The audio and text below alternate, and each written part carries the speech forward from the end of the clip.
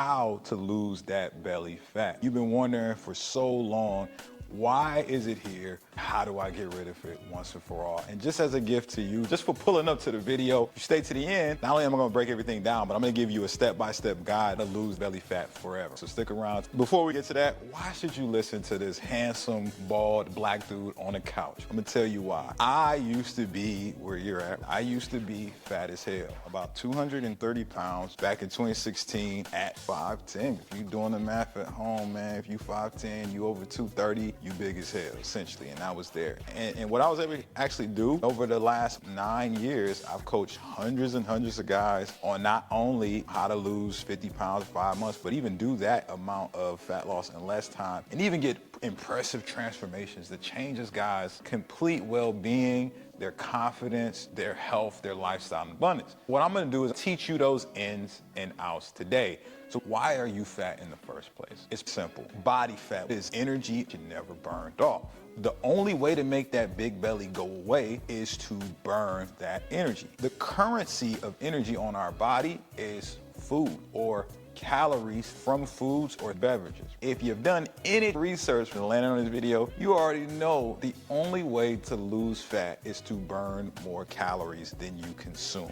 You just gotta understand how many calories you're consuming. The amount you burn has to exceed that for your body to start using the fat to fuel activity and burn it off so you get lean. Imagine your body is like a car and gasoline is calories. A lot of you have put a bunch of gasoline, a bunch of energy into your car, and your motherfucking car is in park, right? And all you're shuttling more gas in, not being active enough to substantiate that consumption. So you're getting spillover, right? If you did this in your car, the spillover would be like gasoline on your shoes, right? Your spillover is you got a big stomach, all this fat just laying on you. You have to get yourself in a state where you're exceeding that burn. You're actually taking that car out of park, right? And you're getting your body to start using that gasoline. The point I'm getting to basically is step number one to losing your belly is to track how many calories you consume. Yeah, I said it. The most boring task of them all. It's not the exciting cardio or weightlifting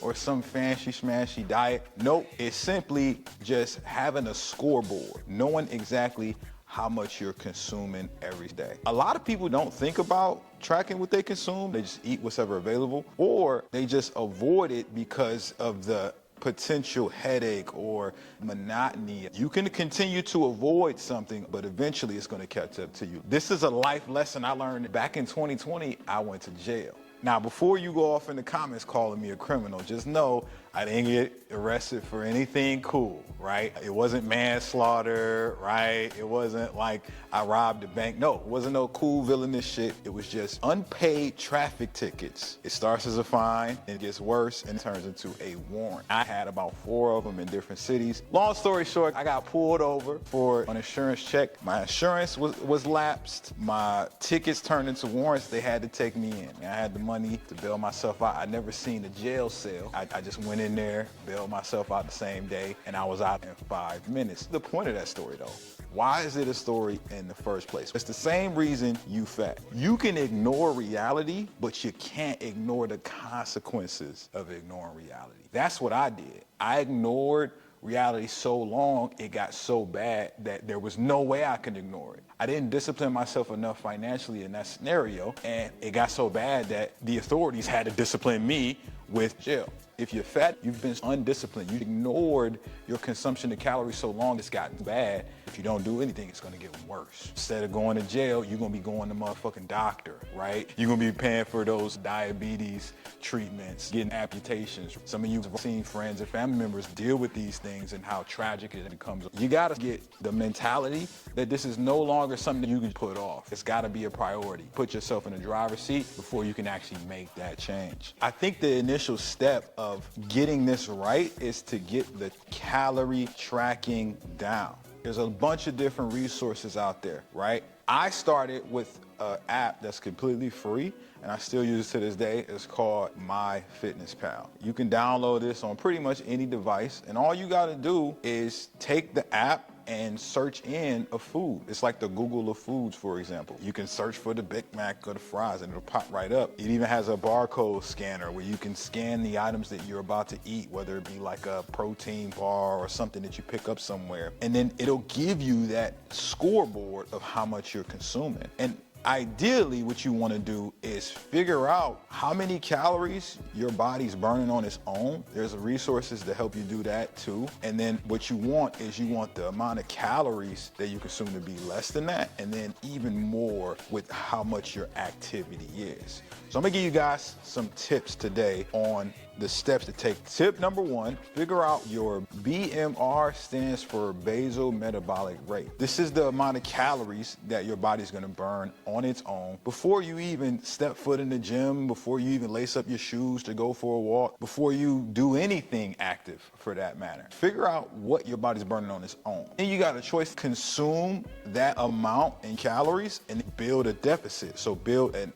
abundance in the calories burned in what your activity is. Or you can do what I teach my clients to do. You can target a calorie amount that's right under your BMR. So let's just say for me, I put in a calorie calculator, BMR calculator, put in your name, height, weight, and your age, and then it'll just give you this number. So let's say I did it right now. My BMR is 1,800 calories. I could choose to consume 1,600 calories each day. That creates a 200 calorie deficit. If you do that for 7 days, you're in a deficit of at least 1,400 calories. 1 pound of fat is around 3,500 calories. All you have to do is make up that difference in calories. So what's the difference? 3,500 minus 1,400. Is it 2,100? 100. So all you really have to do at that point is create that 2,100 deficit with your activity, weightlifting, cardio. More on that in upcoming videos.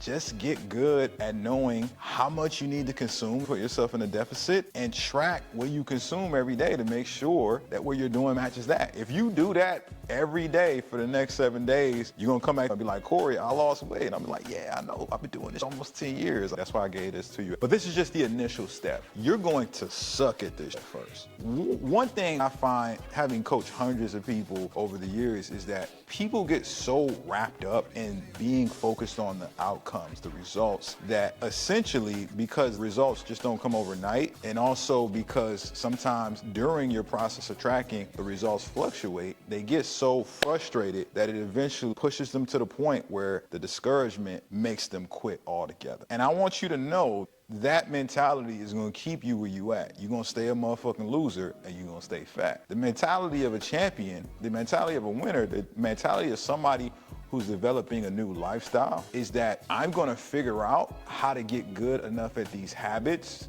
so that I never have to go through this process of being bad again. Think about it, the way a baby learns to walk. Do they learn on their first try? No.